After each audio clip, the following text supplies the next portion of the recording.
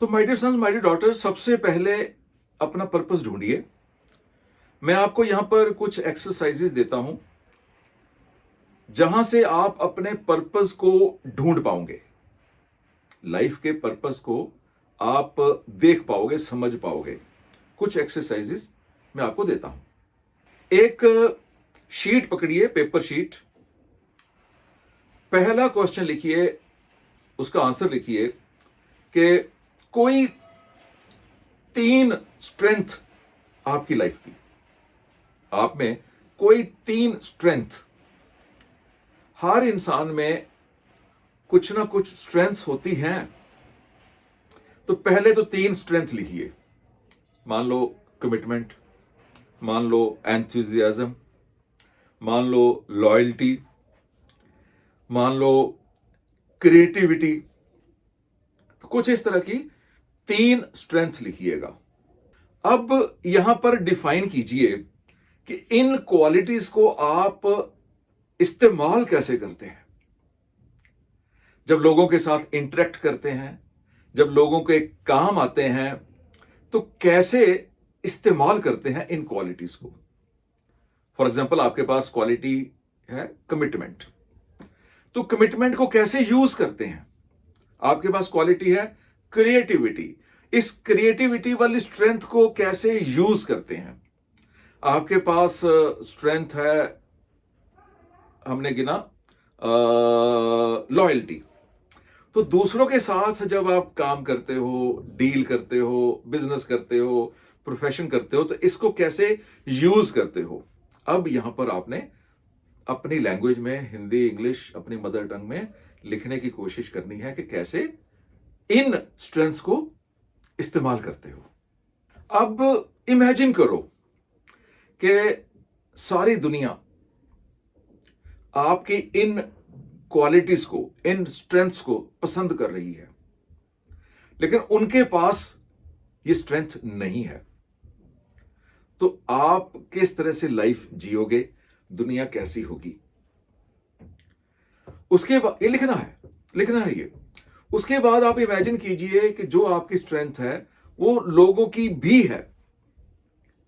तब ये दुनिया कैसी होगी, आपकी लाइफ कैसी होगी। ऑनेस्ट लोगों की कंपनी में डिसऑनेस्ट बंदा अनकंफर्टेबल हो जाता है, एंड डिसऑनेस्ट लोगों की कंपनी में ऑनेस्ट बंदा अनकंफर्टेबल हो जाता है। तो इस डिजाइन को हमने डिटेल में डिस्कस करना है आने वाले चैप्टर्स में। फिलहाल हम पर्पस बना रहे हैं कि आपकी लाइफ का पर्पस क्या है। यहां पर आपको वो क्लैरिटी होनी शुरू हो जाएगी कि आपकी लाइफ का पर्पस क्या है, और 1 दिन में, 2 दिन में, 4 दिन में, 10 दिन में आप अपने पर्पस को लिख पाओगे, समझ पाओगे। तो जहां आपने गोल डिसाइड किया था कि मैं 30 साल और लगा के 200 करोड़ रुपए का मालिक बनूंगा, अब उस पेपर के ऊपर एक और पेपर लगा के वहां लिख दीजिए कि पर्पस। क्यों क्यों क्यों कमाना चाहते हो, ये क्यों कमाना चाहते हो, वहां लिख दीजिए पर्पस। वो पर्पस ऑटोमेटिकली कहां से निकलेगा, आपकी जो स्ट्रेंथ है वहां से। किन लोगों को आप एडमायर करते हो, कौन आपके आदर्श हैं। अब नेक्स्ट एक्सरसाइज है, उनके आपने नाम लिखने हैं, कम से कम 20, मिनिमम 20 नेम्स लिखिए जिन लोगों को आप एडमायर करते हो, जो आपको अच्छे लगते हैं। वो लोग आपके परिवार के लोग भी हो सकते हैं, आपके रिश्तेदार भी हो सकते हैं, आपके दोस्त भी हो सकते हैं, कोई पॉलिटिशियंस हो सकते हैं, कोई बिजनेसमैन, इंडस्ट्रियलिस्ट हो सकते हैं, आपके मोहल्ले का सिक्योरिटी गार्ड भी हो सकता है, आपके घर में काम करने वाला व्यक्ति भी हो सकता है, आपका कुलीग हो सकता है, मोहल्ले में सब्जी बेचने वाला भी हो सकता है, फल बेचने वाला भी हो सकता है, किराने वाला भी हो सकता है, आपका दूध वाला हो सकता है, ड्राई क्लीनर हो सकता है, आपका डॉक्टर हो सकता है, आपका वकील हो सकता है, आपका चार्टर्ड अकाउंटेंट हो सकता है। तो मिनिमम 20 लोगों की लिस्ट बनाइए।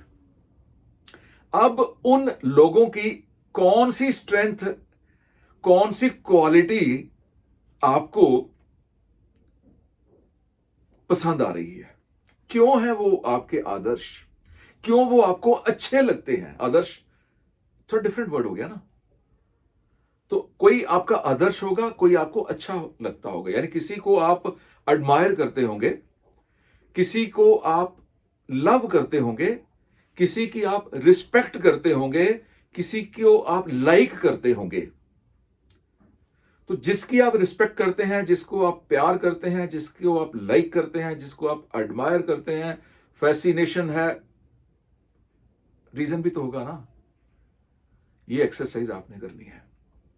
तो उस बंदे का नाम मिनिमम 20, मैक्सिमम नो लिमिट 30, 40, 50 लगा दीजिए 2, 4, 10 दिन इसको लिखने में।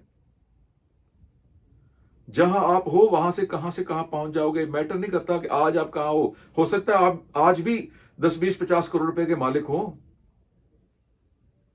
लेकिन उसी के हिसाब से आगे का सपना होगा ना। मेरे ऐसे ऐसे दोस्त हैं, मुंबई में मेरे एक दोस्त हैं, मेरे सोचने के मुताबिक 20,000 करोड़ रुपए के मालिक हैं। उनका गोल इससे भी 20 गुना बड़ा है, क्योंकि उनके पास एक पर्पस है, उस पर्पस के साथ जिंदा है। मैसूर में मेरे एक दोस्त हैं, उनका अपना शोरूम बहुत बड़ा चलता है, इलेक्ट्रॉनिक्स का बहुत बड़ा शोरूम चलता है। आज की डेट में मैं उनका ब्रांड एम्बेसडर हूं, शुभम इलेक्ट्रॉनिक शॉपी। पता नहीं आप कब इस वीडियो को देखोगे, तब मैं उस कंपनी का ब्रांड एम्बेसडर रहता हूं कि नहीं रहता हूं पता नहीं है, क्योंकि मान लो आपके सामने ये वीडियो 10 साल के बाद आती है एंड आई डोंट नो कि 10 साल के बाद मैं उसका ब्रांड एम्बेसडर हूं कि नहीं। लेकिन आज की डेट में बोल रहा हूं मैं, शुभम इलेक्ट्रॉनिक शॉपी मैसूर में एक शोरूम है, 130 फ्रेंचाइजीज आज की डेट में ओपन हो चुके हैं। अब पूरे इंडिया में फ्रेंचाइजी दे रहे हैं। क्यों?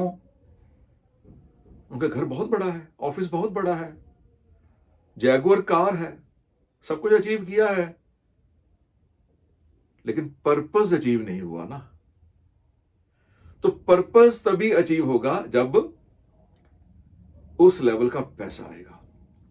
तो आपने उन लोगों के नाम लिखने कि आपको वो सब्जी बेचने वाला क्यों अच्छा लगता है, क्या ऐसा अच्छा लगता है भी आपको अच्छा लगता है उसके पास सब्जी लेने जाते हो। जो भी कारण आपको दिखाई दे, जो भी आपके दिमाग में आए, लिखिए। इसको हम डिटेल में और डिस्कस करेंगे। क्यों आपका डॉक्टर आपको अच्छा लगता है, क्या है उसमें गुड क्वालिटी, क्या है गुड क्वालिटी। क्यों आपको अपने मौसा जी अच्छे लगते हैं, क्या है उनमें गुड क्वालिटी।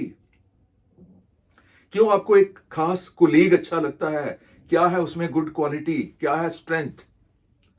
क्यों आपको एक स्पेसिफिक पॉलिटिशियन अच्छा लगता है, क्या है उसमें गुड क्वालिटी। कोई इंडस्ट्रियलिस्ट क्यों, कोई समाज सेवक क्यों, क्या क्या क्या है उसमें, वो आपने लिखना है। ये आसान नहीं है जो मैं आपको एक्सरसाइजेस दे रहा हूं, बट क्षमता बढ़ानी भी कौन सी आसान चीज होती है अभी। इन लोगों को लिख लिया, ये तो आपको अच्छे लगते हैं ना। क्या इन लोगों की कोई ऐसी क्वालिटी है जो आपको पसंद नहीं आ रही, वो भी लिख देना। अब आते हैं नेक्स्ट एक्सरसाइज की ओर। अब उन लोगों की लिस्ट बनाइए जो आपको अच्छे नहीं लगते हैं, जो आपको अच्छे नहीं लगते हैं, जिन लोगों के साथ आप कंफर्टेबल फील नहीं करते हो, और क्यों नहीं लगते हैं। क्या है उनमें ऐसी बैड क्वालिटी जिसके कारण आप उन्हें पसंद नहीं करते हो। लाइक नहीं करते हो, प्यार नहीं करते हो, इज्जत नहीं करते हो, एडमायर नहीं करते हो, ये भी कम से कम 20 ढूंढने हैं। 20 ढूंढने हैं। उनके आगे लिखो कौन सी कौन सी कौन सी कौन सी कौन सी। तो 20-25 लोग बन गए जिनकी अच्छी क्वालिटीज का आपको पता है, 20-25 लोग ऐसे आपको मिल गए जिनकी बैड क्वालिटीज का आपको पता है। आपको पता तो है कि कौन सी क्वालिटीज अच्छी होती हैं, कौन सी बुरी होती हैं।